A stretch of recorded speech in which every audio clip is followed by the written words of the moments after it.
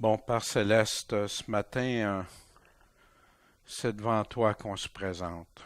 Seigneur, ce matin, on va ouvrir ta parole et je sais que c'est un sujet émotif pour plusieurs. Seigneur, on parle de ton retour, de l'avènement, de l'enlèvement et tout. Et je te prie, Seigneur, que tu aides tous et chacun, que ce ne soit pas les émotions, nos sentiments ou ce qu'on désire ou ce qu'on désirerait, mais que ce soit toi qui tranches, Seigneur, par ta parole.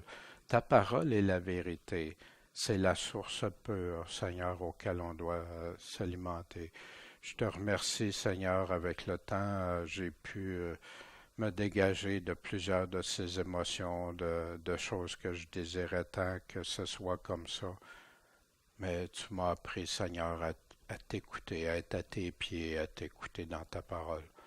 Et que je puisse bien le partager avec mes frères puis mes sœurs, s'il te plaît. En ton saint nom, Maître et Sauveur, Jésus-Christ, qu'on attend de tout notre cœur. Amen. Bien, ce matin, on va débuter le chapitre 2. Habituellement, j'essaie de faire un chapitre soit en une seule fois pour avancer dans le temps, ou parfois je le divise en deux. Mais ici, on va s'arrêter, on va prendre le temps. Pourquoi? J'ai réalisé dans le temps que t'as beau, j'ai présenté ça 2 Thessaloniciens à multiples reprises. Et parfois, les gens, c'est comme trop d'informations à la fois. Pourtant, hein, c'est pas parce qu'il y a beaucoup de versets, mais le sujet qui est traité pour le temps de la fin est émotif et se rattache à plein d'autres passages. C'est ça ce matin, et c'est pour ça que ce matin, on va regarder seulement les versets 1 à 3. Dans le chapitre 1, dans le chapitre 1, on a abordé des sujets. Tous ces sujets-là ont trait à l'avènement au jour du Seigneur, ce jour-là, vous vous souvenez. Et dans les lettres qui parlent de prophétie, et d'ailleurs les 2 lettres des Thessaloniciens parlent de prophétie, il y en a qui appellent ça un langage prophétique ou un style prophétique. Comment ça fonctionne? Ils vont déclarer une chose, en gros. Après ça, ils vont y revenir puis donner plus d'informations et revenir avec plus de précision. Le livre de Daniel est un excellent exemple de ça, pour illustrer ça. Mais c'est pas juste Daniel. Jésus a utilisé ça aussi dans Matthieu 24, tout ça. Puis il donne des choses, les grandes lignes, puis après ça, il développe. Il donne des grandes lignes, puis il développe. Fait le style prophétique va donner des informations synthèse, puis après ça, il va y développer plus de détails. Fait que c'est ça quand je veux dire du langage prophétique que j'ai pu constater avec les années, puis au début, c'était pas clair pour moi. Le premier sujet qu'on a vu dans le premier chapitre, la persévérance, les Thessaloniciens persévérants. Le deuxième, leur persécution, puis tenez bon, puis persévérez. Gardez ma patience, ma persévérance, la purification que c'est pour les rendre dignes qui vivaient, puis que Dieu, par contre, était pour leur donner la délivrance. Quand? À son avènement. On a vu aussi, c'est là, quand il va lui donner la délivrance, comme il a fait avec Noé, qui a sorti de la colère, puis la colère est tombée. Lot, la colère est tombée. Le peuple d'Israël en Égypte, puis la colère de Dieu. Ils ont vécu des choses, des tribulations, des persécutions, mais après, ça a été. Et on a vu aussi que Paul terminait, je ne devrais pas utiliser ça parce qu'il n'y a pas de chapitre, il n'y a pas de verset. Et il arrive tout de suite après, puis il demande à Dieu de les rendre dignes. Wow, puis ils vivaient déjà ça, puis que Dieu va vous purifier, puis vous rendre digne. On avait vu ce jour-là, mais dans ce jour-là, on a vu aussi que la première lettre, la deuxième lettre, ça se complète, ça va ensemble, ça parle des mêmes sujets, ça donne des détails de plus. Paul revient avec les mêmes sujets, mais il va donner d'autres précisions. On avait vu ça, puis les mêmes choses qui sont traitées. Pour le chapitre 2, aujourd'hui, on va voir juste la première partie, l'avènement et l'enlèvement. On verra plus tard l'apostasie. Qu'est-ce que c'est? Oh bon, c'est tout ce que c'est. Écoutez les différentes définitions, puis vous verrez. On va aller voir la définition biblique. Qu'est-ce que la Bible elle-même en dit? L'Antéchrist. L'Antéchrist, il faut en parler, ça sent bien. Qui il est, qu'est-ce qu'il va faire, comment, quand est-ce qu'on va le reconnaître, etc. Paul nous donne tout ça, puis avec tous les autres passages qui en parlent. Peut-être pas toutes, parce que ça prendrait, on l'a déjà vu dans les cours de prophétie, on l'a vu sur qui sont toujours accessibles sur Internet. On va voir aussi la grande séduction. Qu'est-ce qui est en train de se passer puis qui va continuer à une force incroyable? Puis pourquoi que ça arrive? Puis pour les chrétiens, après ça on va revenir pour nous les chrétiens. Paul nous le dit quoi faire. Dans le chapitre 2, rapidement, on fait juste un bref survol, ce qu'on va voir, l'avènement puis l'enlèvement. On va voir aussi aujourd'hui, attention, les séductions. Après ça, l'apostasie, l'antéchrist, le rejet de la vérité, les séductions de Satan. Puis, à la conclusion, la foi dans la vérité, dans l'espérance, dans la sanctification, puis dans la fermeté de la doctrine et des œuvres que Paul nous dit, les bonnes œuvres de Dieu. Fait qu'on va lire le chapitre 2, mais juste les 3 premiers versets. Pour ce qui regarde l'avènement de notre Seigneur Jésus-Christ et notre réunion avec lui. Nous vous prions, frères, de ne pas vous laisser ébranler facilement dans vos pensées, de ne pas vous laisser troubler par quelque inspiration ou quelque parole ou quelque lettre qu'on dirait venir de nous, comme si le jour de Christ était proche. Oh, on va voir ça. Que personne ne vous séduise en aucune manière, car il faut que la révolte soit arrivée auparavant et qu'on ait vu paraître l'homme du péché, le fils de la perdition. Puis pour ceux qui écoutent sur Internet, on sait maintenant qu'il y en a plusieurs qui écoutent, nombreux, et si vous avez des versions différentes, on va y venir après sur certains termes. 2 Thessaloniciens, chapitre 2. Ce que j'ai lu tantôt provenait de la Bible Osterval, bien sûr. Pour ce qui concerne l'avènement de notre Seigneur Jésus-Christ et notre réunion avec lui. Il y en a qui diraient les avènements comme s'il y a plusieurs avènements à venir encore de Jésus. Mais le texte nous dit bien ici l'avènement au singulier. Puis c'est important, puis on va le voir pourquoi. De notre Seigneur et notre réunion avec lui. Il y a seulement un avènement. Qu'est-ce que c'est maintenant le mot avènement? Dans la définition, bien sûr, on prend le dictionnaire du mot original grec, la parousia, puis qui donne un numéro. Vous savez qu'il y a tous des numéros qui sont donnés à chacun dans le dictionnaire Strong pour chacun des mots.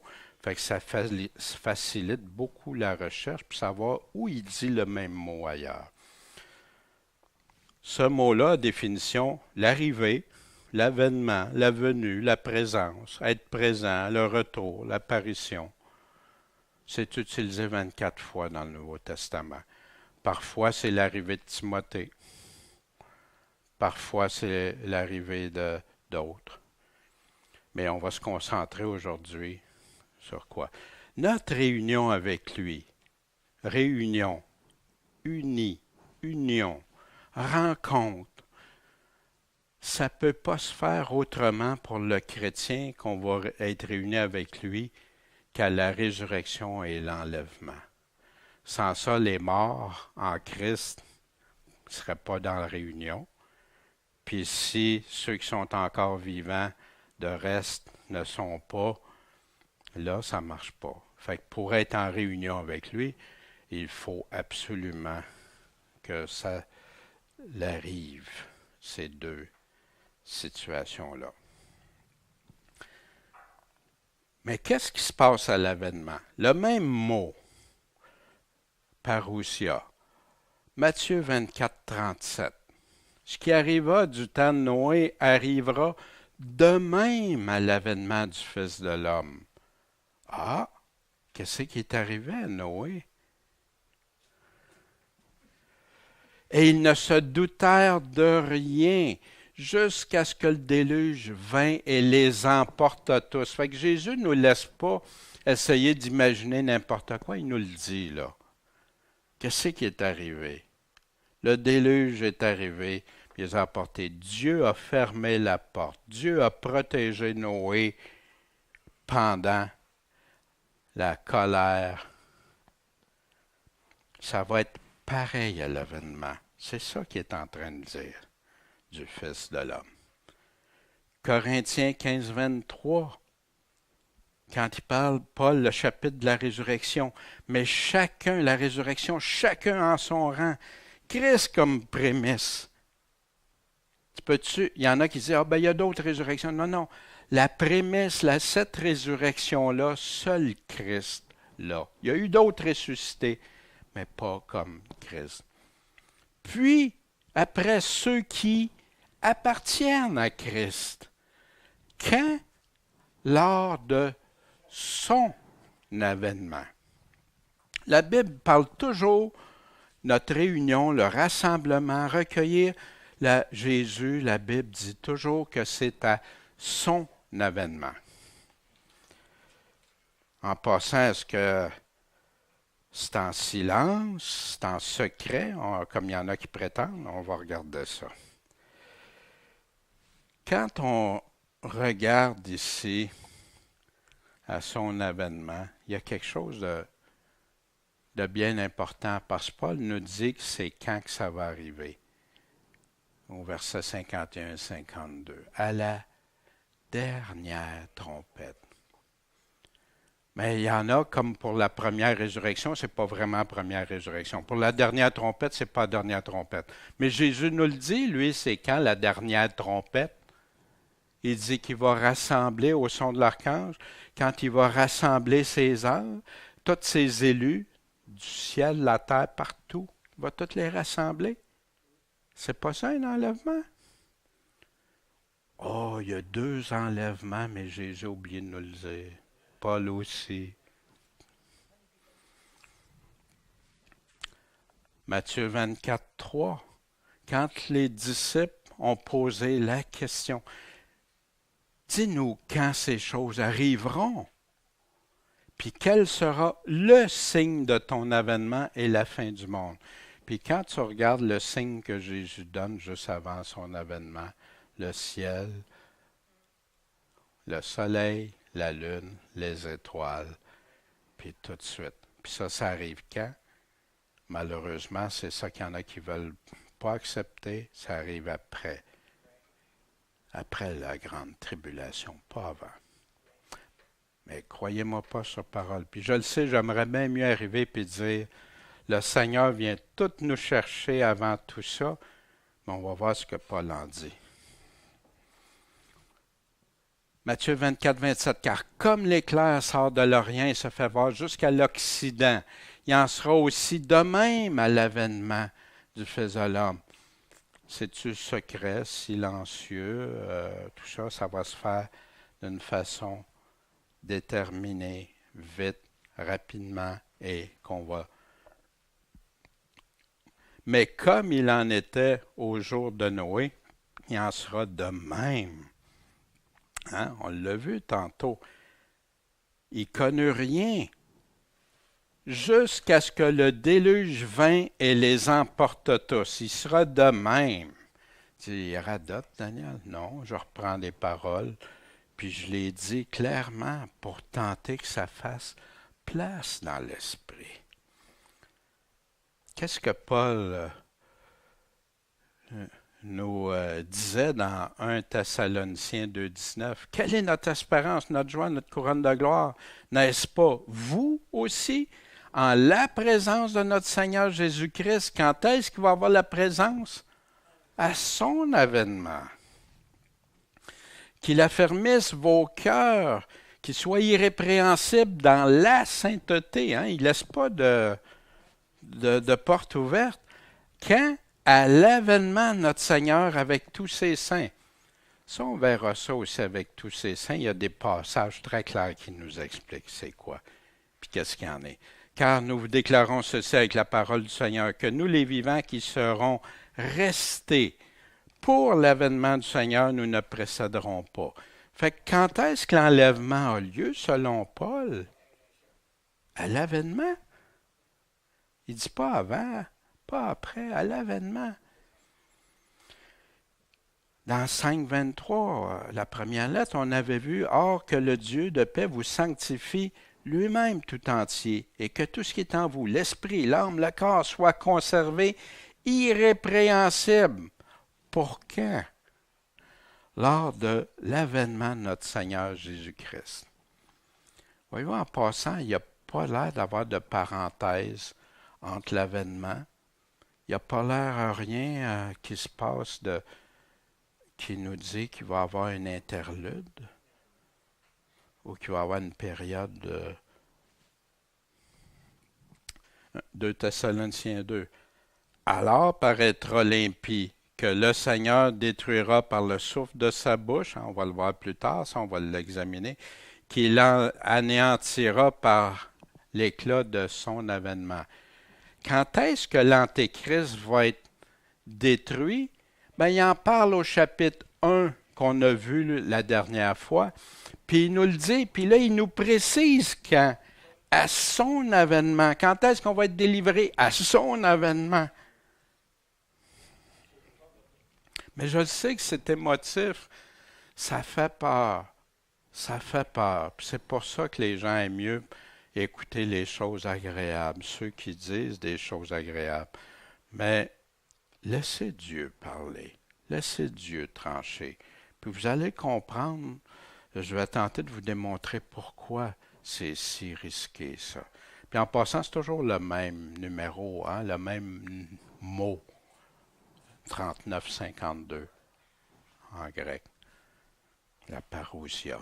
Par quel sujet, un petit quiz, petite question, par quel sujet Paul aborde le chapitre 2 au verset 1? A, par l'avènement de Christ.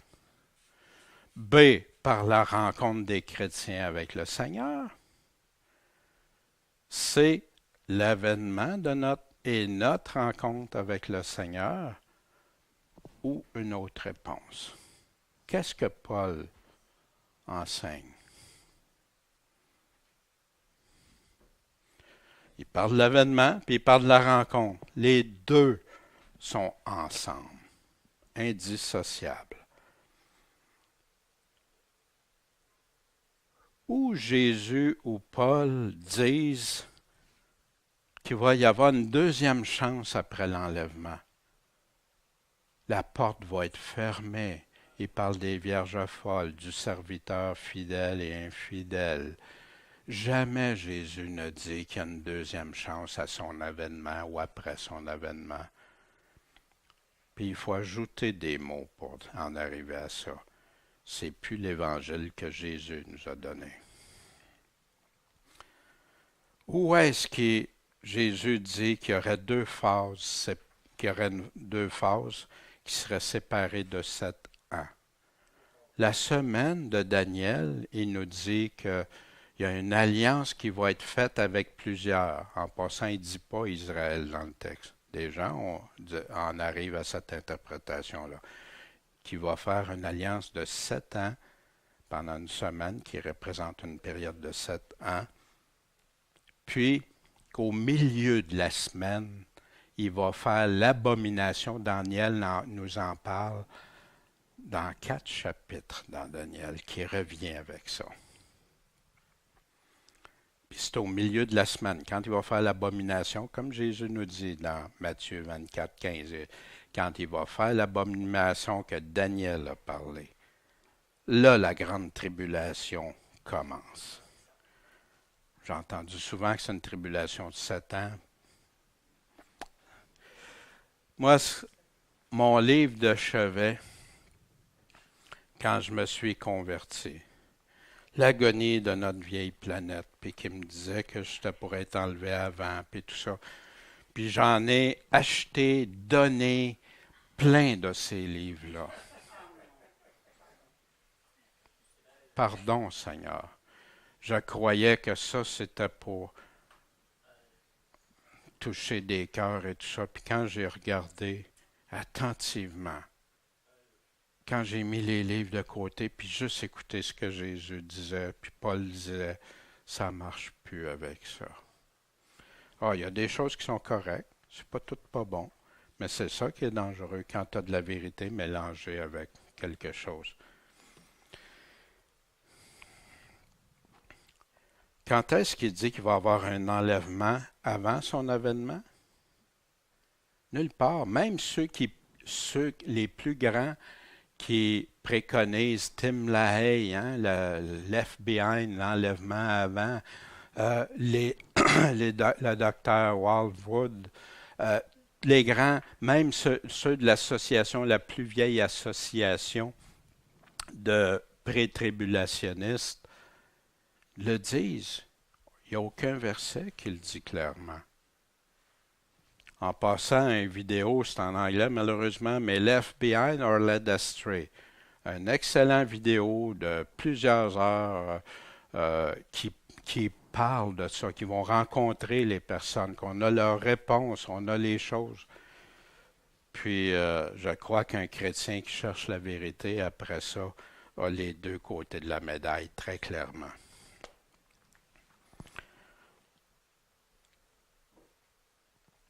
Où Jésus nous laisse sous-entendre qu'il nous aurait caché ces choses pour nous faire une surprise.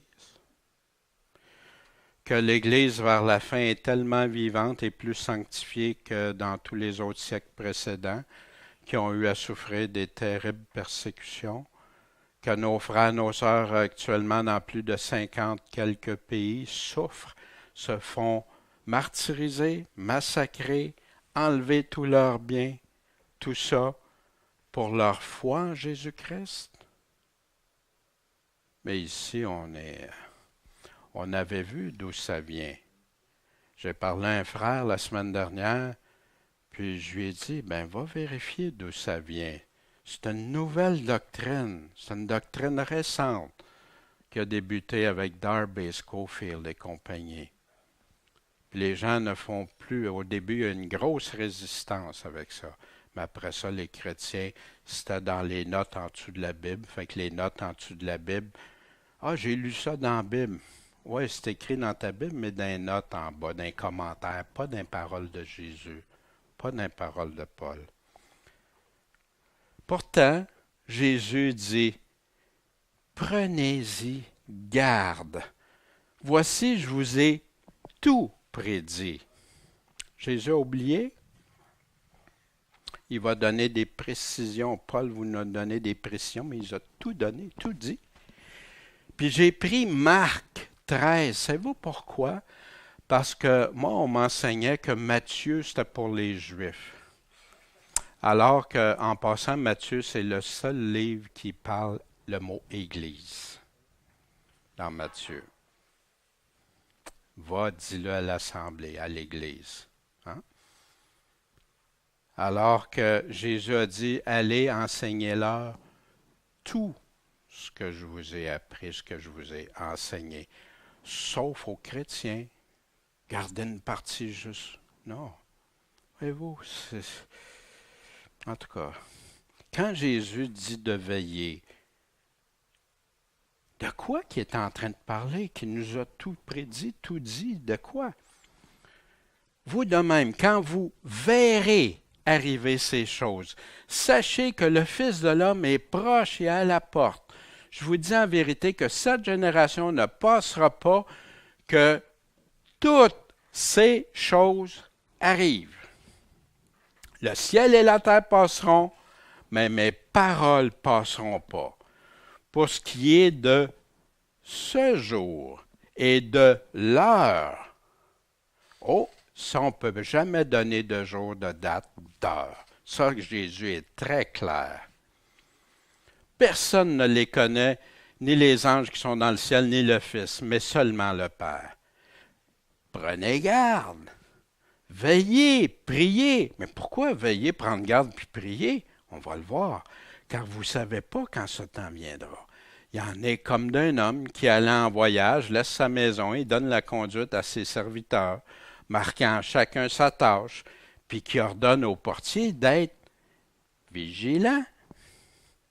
Donc, veillez, car vous ne savez pas quand le maître de la maison viendra. Le soir, à minuit, au chant du coq ou le matin, de peur qu'arrivant tout à coup, c'est ça qui est le tout à coup, il ne vous trouve endormi. Or, ce que je vous dis, je le dis juste aux Juifs.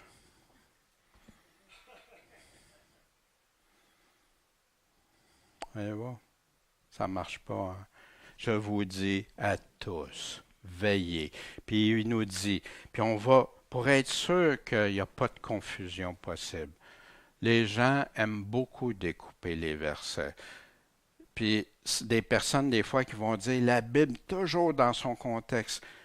Ils ne feront pas ça avec d'autres passages, d'autres sujets, mais quand ils arrivent à ce sujet-là, là, ils sont prêts à découper et à faire des montages, là, des beaux montages avec des morceaux de phrases. Quand vous verrez ces choses que je vous dis, c'est quoi qu'on va voir? C'est quoi qu'on va savoir que ça s'en vient? On ne connaît pas la date, le jour ni l'heure. Bon, il nous dit qu'on va le reconnaître, qu'on va les voir. Prenez garde que personne ne vous séduise. Première chose qu'il dit avant de répondre. Ils vont en séduire combien? Quelques-uns? Oh, c'est pas possible. Non, non, Jésus nous met en garde souvent, Paul aussi. Qu'est-ce qui va arriver? Des guerres, des bruits de guerre. Inquiétez-vous pas, j'arrive, je vous enlève avant. C'est ça qu'il dit? Non. Il faut que cela arrive. Ce n'est pas encore la fin. Il va y avoir des nations, royaume contre royaume, des séismes en divers lieux, des famines, des troubles. Mais c'est juste le commencement des douleurs. Wow! Ça ne fait pas plaisir. Je le comprends. J'aimerais mieux dire autre chose. Je vous le dis. Mais si je veux être fidèle à ce que Dieu dit, je ne peux pas dire n'importe quoi, ajouter, modifier ses paroles. Prenez garde. Pourquoi vous allez être traduits devant les tribunaux, dans les synagogues, fouettés devant les gouverneurs et rois à cause de moi pour me rendre témoignage? Fait que là, il y en a qui disent, ah ben oui, c'est déjà arrivé. Oui, il y a des choses qui sont arrivées dans le temps que, par exemple, Luther a passé, plusieurs ont passé devant des tribunaux pour rendre témoignage. Il y en a qui ont été battus, il y en a qui ont été brûlés, hein, plein. Mais ce qui fait qu'on ne peut pas utiliser ce passage-là pour ça, c'est qu'il va nous revenir après, dans toute la même génération, avant que la génération se termine. Puis il faut que l'Évangile soit prêché à toutes les nations, partout, toutes les ethnies, les nations. l'Esprit Saint va parler pour les chrétiens quand ils vont être emmenés devant des tribunaux et tout ça. Imaginez ceux qui enseignent que l'Esprit Saint ne sera plus là, il va être enlevé. On va le voir, ça, plus tard. Et il nous dit, tribulation, la grande tribulation des frères va livrer son frère à la mort.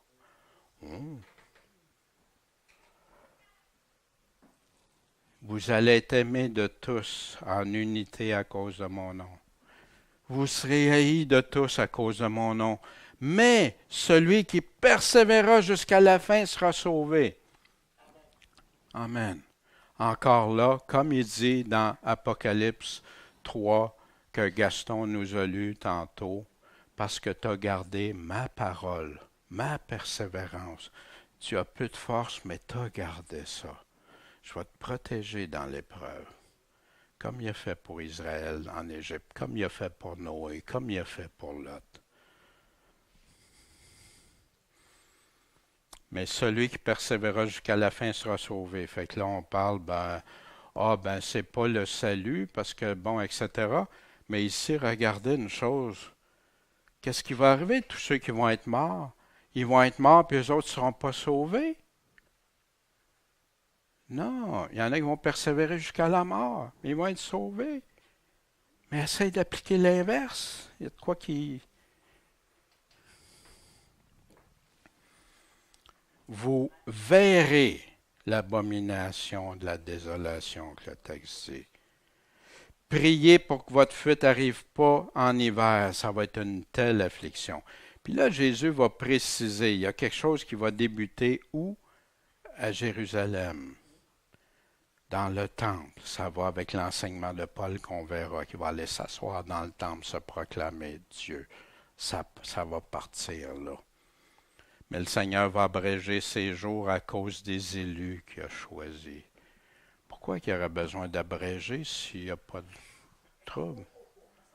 Voyez-vous? Puis la Bible nous le dit, il va y avoir une grande persécution pendant 1260 jours, ou 3 ans et demi, ou un temps, des temps et un demi-temps. Il nous le dit, ça. Les jours vont être abrégés jusqu'à temps que ça suffit. Mais Dieu connaît d'avance, il nous informe. Il va y avoir des faux Christ, des faux prophètes, plein qui vont parler en son nom. Il va y avoir des signes même, des prodiges pour séduire même les élus. Oh, si possible. Non, on va voir comme il faut, qu'est-ce qu'il dit. Parce que sans ça, il ne te le dirait même pas. Prenez-y garde. Garde à quoi? À ce qu'il vient de nous dire. Prenez garde, voici, je vous ai tout prédit. Puis là, qu'est-ce qui va arriver de ce qu'il nous dit? Il dit, après cette tribulation, après cette affliction, le soleil, la lune vont être obscurcis, les étoiles tombent, les puissances des cieux ébranlées. Le signe qu'on retrouve dans Joël, dans Sophonie pour le jour du Seigneur, c'est partout. Dans l'Apocalypse, il nous en parle, la révélation de Jésus-Christ. Mais ta foi, qu'est-ce que le Seigneur dit? Le psaume 2 qui décrit le retour, qu'est-ce qui va se passer? Rendez hommage au Fils de peur qui ne s'irrite et que vous ne périssiez dans votre voie. Hein? Jésus va s'irriter? Oui, Jésus l'a dit. Il va revenir comme roi des rois, seigneur des seigneurs, avec un sceptre de fer. Vous savez ce que ça veut dire, ça? Plus comme un petit enfant. Plus comme on le méprise aujourd'hui. Même des chrétiens qui rendent Jésus comme un...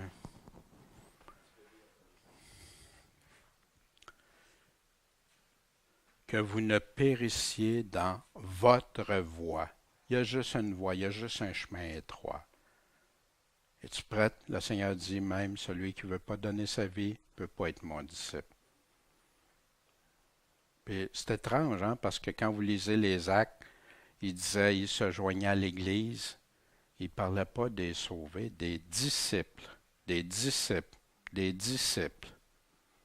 Puis aujourd'hui, il y en a qui essaient de faire croire que tu peux être sauvé sans être disciple de Jésus.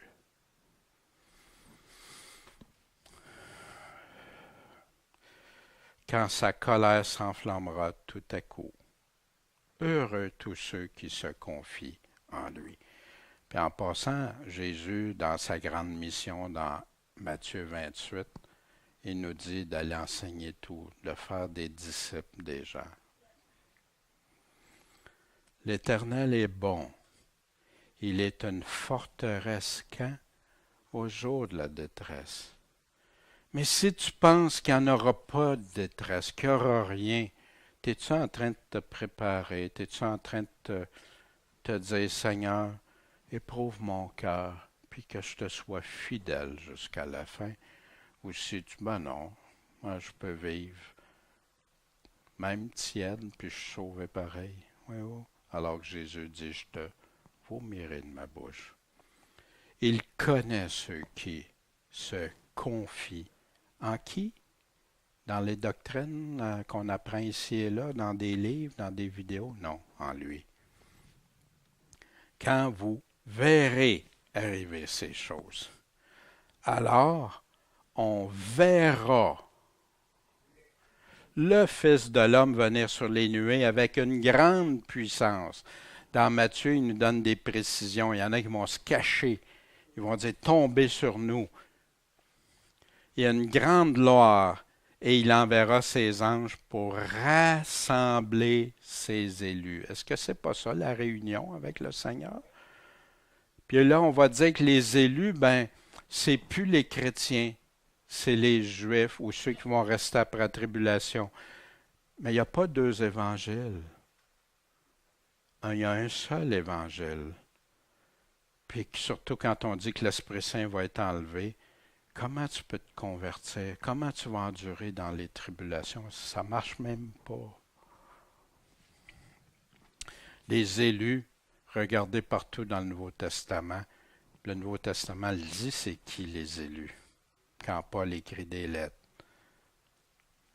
quand les apôtres. Tout à coup, mais c'est plus l'Église.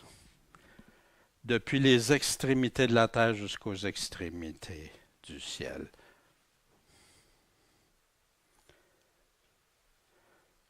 Et là, Paul continue. Pour ce qui concerne l'avènement puis l'enlèvement. De ne pas vous laisser facilement ébranler dans votre bon sens. Restez sensés. Devenez pas insensés. Restez. Laissez-vous pas ébranler votre bon sens. Et ne pas vous laisser troubler par quelque inspiration, quelques paroles ou quelques lettres qu'on dirait venir de nous, comme si le jour de Christ était proche. On va voir d'autres versions. Je vais vous montrer bibliquement qu'est-ce qu'il y en a. Ici, de quoi qu'il est en train de dire? Faites attention. Laissez-vous pas séduire, puis on va le voir. Il va retaper sur le clou. Laissez-vous pas ébranler. Vous savez, quand s'est commencé la nouvelle doctrine dans les années 1800, l'Église a été ébranlée de ça. Il y en a qui disaient non. Hey, il y en a qui ont averti Darby de ses frères chrétiens qui ont dit fais pas ça. Tu es en train de rejeter les paroles de Christ. Jésus nous a dit ça, puis là, ça a fait des dégâts. Et d'ailleurs, il y en a qui ont commencé à donner des dates. Hein? Jésus va revenir à telle date et tout ça. Remarquez qu'il ne dit pas les jours de Christ. Il était proche encore une fois. Hein? Paul fait-il une distinction ou sépare-t-il l'avènement de l'enlèvement? On a vu tantôt. Il est joint ensemble. Il dit-tu que c'est 2 jours, 2 événements séparés ou il n'en parle pas? Non, il est clair, Paul. Le jour du Seigneur. On a ça dans certaines versions modernes de Bible, mais quand tu vas voir, comme celle-ci, ça vient de la Louis II, le mot qui est utilisé, Christos. C'est quoi Christos? C'est Christ.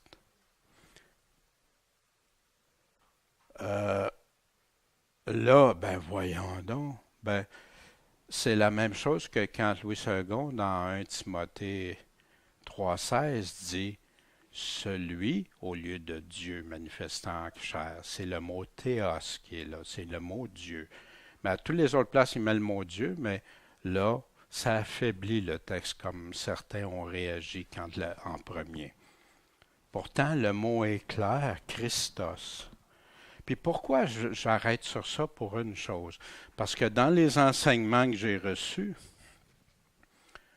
on disait que c'était le jour du Seigneur, fait que là, c'est plus exactement la même chose. Là. C'est plus Christ là, qui revient, c'est le jour de... Voyez-vous, triste.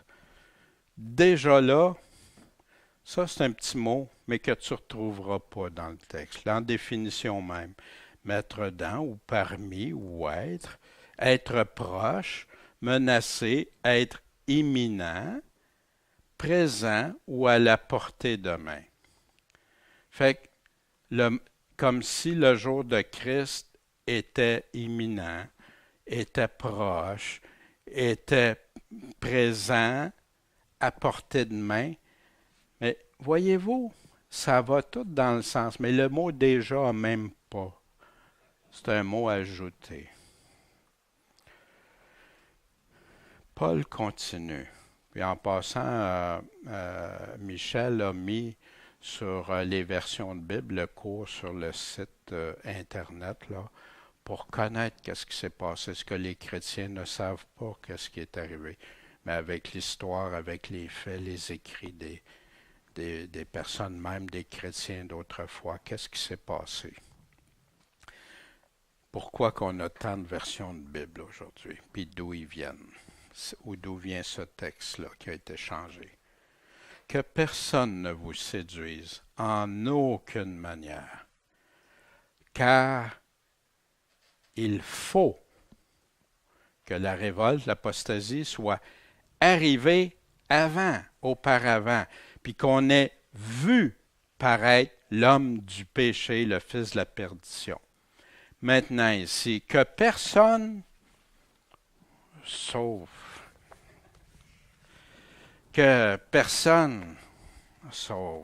hein, toutes des belles choses, wow, non. Ouais, mais au lieu d'un ça, je vais l'écouter sur vidéo. Ou une prédication ou n'importe quoi. Non, il dit que personne, ça m'inclut moi, ça inclut tout le monde. Que personne ne vous séduise en aucune manière. Pourquoi? Parce qu'avant, il faut que l'apostasie soit arrivée et qu'on ait vu l'homme de péché, le fils de perdition, qui est l'antéchrist, qu'on va regarder. Comme Jésus, Paul nous avertit de veiller et de ne pas se laisser séduire par qui que ce soit. C'est ça que Paul est en train de faire. Avant l'enlèvement et l'avènement, il faut qu'il y ait au moins 2 événements majeurs. Puis quand on va aller plus loin dans le chapitre, il va nous le dire quoi, les choses qui viennent avec ça. Mais avant, il faut que tu aies vu ça. Sans ça, l'avènement et la réunion avec Jésus, là, oublie ça, comme si le jour de Christ était proche ou était là, parce que là, je sais, il y a toute une théorie, là, déjà là, il y a toute une théorie que ça, c'était pour les Thessaloniciens, qu'on leur avait dit que le jour de Christ était déjà là. Mais quand tu regardes, ça ne marche même plus avec ce que Paul dit. C'est la même chose quand il le dit pour les chrétiens, que leur espérance, c'est quoi? C'est qu'ils vont être ressuscités en premier. Consolez-vous par ça. Un peu de poison, de l'eau pure, hein? Puis je vais vous dire pourquoi. Paul, qu'est-ce qu'il nous dit au verset 2? Que le jour de Christ peut arriver d'un instant à l'autre? C'est ça qu'il a dit? De jamais douter et de croire tout ce qui est enseigné Si c'est fait au nom de Jésus, puis avec des versets de la Bible, c'est correct. C'est ça qu'il nous dit. Mais il y en a qui croient ça. C'est pour ça que les chrétiens sont faciles à... Dès qu'il y a quelque chose qui va un peu dans leur sens, ils sautent sur ça. Ils ne regardent plus. Leur bon sens n'est plus là. Ah, c'est juste... Non, le Seigneur nous dit avec connaissance, avec sagesse, avec bon sens, de maîtriser ses émotions. Ou c'est de ne pas croire ceux qui affirment que le jour de Christ est proche sans que soit arrivé l'apostasie et l'antéchrist. Il y en a qui ont d'autres réponses peut-être. Mais où dans la Bible? À quel endroit? Pas des versets découpés, sortis de leur contexte, mais dans tout ce que Jésus dit. Puis vous savez, tantôt, on parlait de Jésus, quand il nous disait il parlait de Noé. Pourtant, ces mêmes personnes-là vont prendre l'exemple de Noé, que c'est là l'enlèvement. Mais Jésus est en train de dire de même qu'est-ce qui était pour arriver, tout qu'est-ce qui était pour arriver auparavant, toutes les choses, mais ça, ils ne le voient plus, ça. Ils vont chercher ce verset-là, mais complètement retiré. Des petits oublis ou des erreurs de Paul. Pour ce qui concerne l'avènement de notre Seigneur Jésus-Christ et notre réunion avec lui, nous vous prions, frères, de pas, il y a un astérix qu'on va aller voir, de ne pas vous laisser facilement ébranler dans votre bon sens, de ne pas vous laisser troubler par quelque inspiration ou par quelques paroles ou quelques lettres qu'on dirait venir de nous. Oh, là, c'est dur à lire, ça, je ne sais pas c'est quoi. Que personne ne vous séduise en aucune manière, car il faut que la révolte, apostasie, soit arrivée auparavant, puis qu'on ait vu paraître l'homme du péché, le fils de perdition. Fait qu'on va aller voir notre première astérix, parce que ça, c'est comme des commentaires en dessous d'une Bible, là, souvent. Je caricature, mais vous allez comprendre, je crois. Notre réunion avec lui, puis l'avènement, j'ai oublié de vous dire jusqu'ici que l'enlèvement dont je vous parlais arrivera 7 ans avant l'avènement. De ne pas se laisser troubler, ben oui, laissez-vous pas troubler parce que vous serez déjà enlevé. Fait, pas d'inquiétude. Ici, la petite phrase qu'on ne peut pas lire, là, c'est sans importance. Ça. Comme si le jour de Christ était proche. Puis, la quatrième, il faut que la révolte, l'apostasie soit arrivée auparavant, puis qu'on ait vu paraître l'homme de péché. Je voulais plutôt dire qu'il faut que l'enlèvement soit arrivé auparavant. Là, ce n'est pas la révolte, ce n'est pas les choses, mais c'est plus l'enlèvement avant. Voyez-vous, qu'est-ce qu'il faut faire comme entorse? Changer les paroles de Paul, ajouter des choses que Paul n'a jamais dit. Jamais. Allez voir dans tous les chapitres, vous ne trouverez jamais ça. C'est des déductions, c'est de l'étude déductive de la Bible. On déduit puis on met ce qu'on veut dedans, parce que ça fait notre affaire. Ce n'est pas de la lecture inductive. C'est une façon très dangereuse. Des églises seulement d'hier à Pergame. Repens-toi donc, sinon je viendrai bientôt à toi. Quand est-ce qu'il va venir? Moi, on m'avait dit que c'était des églises dans le temps, tu sais, chaque époque. Wow! Je viendrai bientôt à toi et je les combattrai avec l'épée de ma bouche. Il nous dit quand il va faire ça à son avènement, que celui qui a des oreilles entende. Puis là, ces promesses vont à qui? À ceux qui vont vaincre. Mais tenez ferme seulement ce que vous avez. Jusqu'à quoi? À ce que je vienne. C'est dans les premières églises, ça, c'est pas la dernière. Les gens vont vouloir prendre souvent celle de Philadelphie, puis prendre toute l'interprétation pour toute l'Église à partir d'une seule, parce que ça fait l'affaire. Souviens-toi donc de ce que tu as reçu et entendu. C'est quoi que tu as reçu et entendu?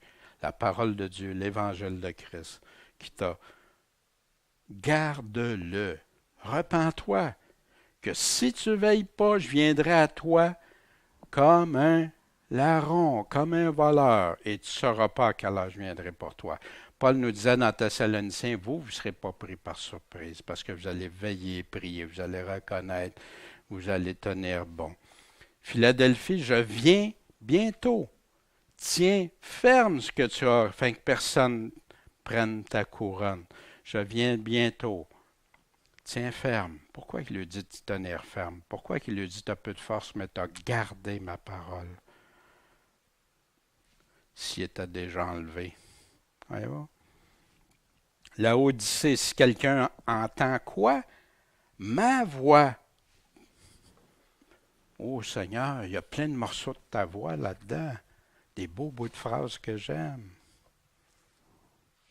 Ou sa voix. Sans ajout. Si quelqu'un entend ma voix, il est en train de parler à qui? À des gens qui sont dans une église. Des gens de Laodicée. Il dit, j'aimerais que tu sois froid ou chaud. Froid, t'es contre moi, c'est correct, c'est classé. Chaud, t'es avec moi. Tiède, je vais te vomir de ma bouche. Des paroles dures de Jésus, mais ça déteint avec le Jésus qu'on nous décrit aujourd'hui, qu'il accepte tout, tout est beau, tout est merveilleux. Jésus l'a dit, c'est ses paroles. Vous pouvez me lapider, me lancer n'importe quoi, mais moi je vais croire ce que Jésus me dit avant tout. Comment en arriver à dire différemment de Jésus puis de Paul? Comme si ceux qui ajoutent découpent des bouts de ces phrases parmi celles que Jésus nous a dit, enlèvent les parties qui déplaisent, passent par-dessus, les attribuent à quelqu'un d'autre. Tant d'efforts pour arriver à diluer, ôter ou atténuer ou déformer un avertissement des plus importants pour l'Église de la fin. De veiller, de prier, pas être des vierges folles, mais des vierges sages. La porte va être fermée après, trop tard. Mais c'est pas, comme j'écoutais un frère, c'est pas pour nous autres, ça. Wow! Jésus dit de veiller, de prendre garde pour que les chrétiens ne soient pas séduits. Paul nous dit les mêmes affaires, qu'ils reconnaissent que les événements qu'il nous précise, lui-même qui nous les dit, et que ceux qui seront fidèles jusqu'à la fin seront sauvés. Comment je peux dire que Jésus s'est trompé? Paul n'a pas prêché un évangile différent. Il parle de la persévérance, il parle de la sanctification, de vivre sainement, puis que ceux qui vivent dans l'adultère, dans toutes sortes de choses, ne connaîtront pas le royaume de Dieu. Des paroles si simples, si claires de Jésus. Moi, je me suis rendu compte pourquoi j'avais tant de confusion pendant beaucoup d'années. J'ai des centaines et des centaines de cassettes de livres sur le retour du Seigneur, puis tout ça, j'en ai jeté beaucoup, mais j'en ai beaucoup encore. Puis quand je regarde des affaires, j'ai dit, aïe, aïe, puis là, tu peux identifier où on a ajouté quelque chose, où on a dit quelque chose, mais j'avais un voile, parce que c'était tout un mélange. J'étais comme Pergame, là, tout mélangé. Mais Jésus, il parle simplement qu'un enfant, tu vas y lire ça, il va comprendre. Il va te le dire. Il semblerait qu'ils connaissent bien mieux que Jésus ce qui concerne les temps de la fin des âges.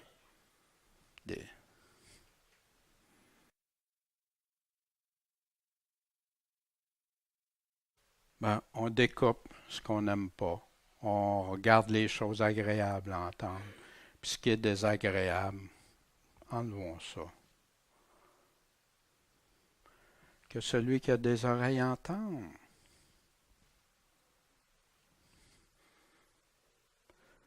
Que celui qui a des oreilles écoute ce que l'Esprit dit aux églises. Tu retrouves ça dans les 7 églises qui parlent du retour de Jésus dans la plupart. en conclusion ce matin, est-ce qu'on peut affirmer que Paul sépare l'avènement et l'enlèvement? S'il y en a qui sont capables, j'aimerais connaître comment ils peuvent arriver à ça. Que nous dit-il à propos de ceux qui prétendent que Paul a enseigné que l'enlèvement surviendrait bien avant? Nulle part, tu ne trouveras pas ça dans la lettre aux Thessaloniciens, la première, la deuxième. Il nous dit à la dernière trompette, il nous dit que la résurrection va avoir lieu à l'avènement. L'Apocalypse nous dit c'est quand la première résurrection. Le souper avec le Seigneur, le banquet, il nous le dit, après que Babylone a été détruite. On l'a décrit dans le chapitre 19. C'est là qu'il rend gloire au Seigneur, la délivrance et tout ça, de cette grande prostituée.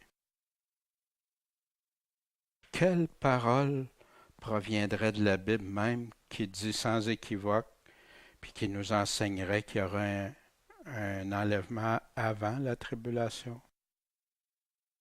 On avait vu que tribulation puis colère, c'est deux mots, avec des significations différentes.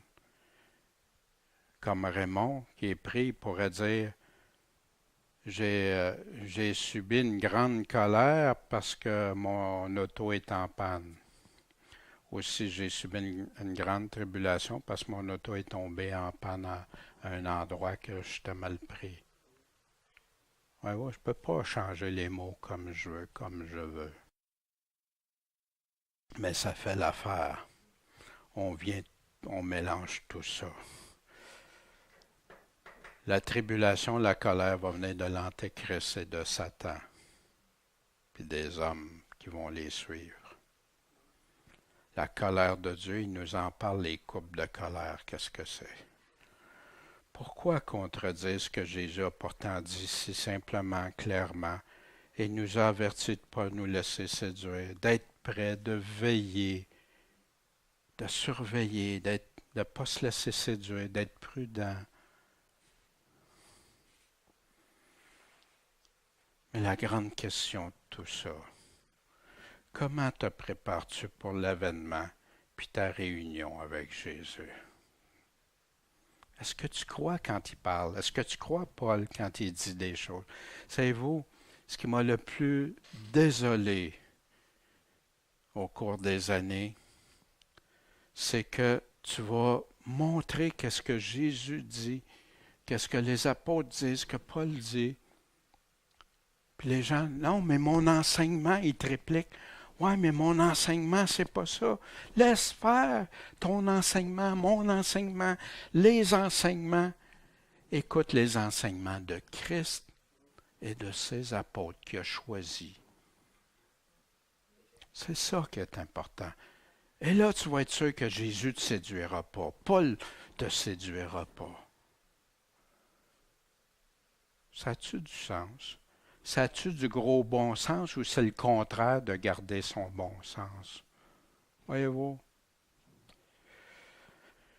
J'ai laissé quelques items là, qu'on ne regardera pas, mais le temps de détresse, de délivrance et de résurrection, dans Daniel, au chapitre 12, il en parle, un temps de détresse comme il n'y en a jamais eu, puis il parle de la résurrection puis de la délivrance. Il y en a qui veulent attribuer ça juste au peuple juif, mais Dieu en parle ailleurs, dans l'Apocalypse aussi.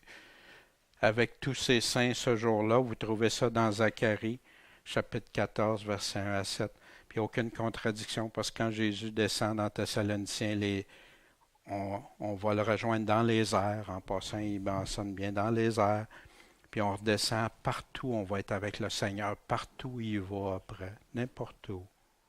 On va toujours être avec le Seigneur pour ceux qui mettent leur confiance en lui. Celui qui pourra subsister. Je vous invite à aller lire ça. Puis ça, c'est ajouté dans la définition, ce que j'ai découvert, là, qui rajoutait dans la définition d'un dictionnaire biblique, puis qui dit que ça va être au jugement dernier que Jésus reviendra. Ben, vous irez lire ça, puis vous en ferez votre propre conclusion. La deuxième lettre je vais laisser certaines informations. On va se courber dans un temps de prière. Seigneur Tout-Puissant, merci de ta parole. Merci de ta parole qu'on peut mettre tous nos espoirs, toute notre espérance, notre confiance. Puis Seigneur, tu as voulu nous avertir, tu as voulu qu'on soit des chrétiens fidèles, qu'on soit des vierges sages, qu'on soit des serviteurs fidèles, pas les infidèles qui disent « Mon maître tarde à venir, on m'avait dit qu'il viendrait avant tout ça. » Non, Seigneur, on veut être fidèles. Puis je te prie pour tous ceux ce matin, quel que soit le temps, soit sur Internet ou soit plus tard sur Internet, qui vont écouter ce message, Seigneur, que tu leur donnes un baume sur le cœur, des oreilles ouvertes pour écouter, puis d'aller vérifier si ce que j'ai souligné ce matin est vrai ou non, Seigneur. C'est toi qui as la vérité. C'est toi qui es la vérité. Puis c'est toi qui peux donner une assurance. Seigneur, depuis au début, ça m'a fait peur, ces choses-là. Puis aujourd'hui, je suis tellement en pleine confiance, en pleine assurance. Puis toutes ces craintes-là se sont estompées pour laisser la place à la foi en toi, à l'espoir en toi. Puis savoir, Seigneur, que même si je perds ma vie pour toi, Seigneur, je vais en avoir une extraordinaire pour toi. Parce que c'est toi qui as payé, puis c'est toi qui m'as enseigné, qui m'as montré, Seigneur, que je dois persévérer en toi, d'être avec toi, pour toi, puis en toi. Merci, Seigneur, et c'est la prière que je fais, que tu nous dises à tous, Seigneur, entre dans la joie de ton maître, bon et fidèle serviteur. Oh Seigneur, qu'on va être tellement heureux, Seigneur, tellement béni de toi. Merci, Seigneur, en ton saint nom, Jésus-Christ, Maître et Sauveur. Amen.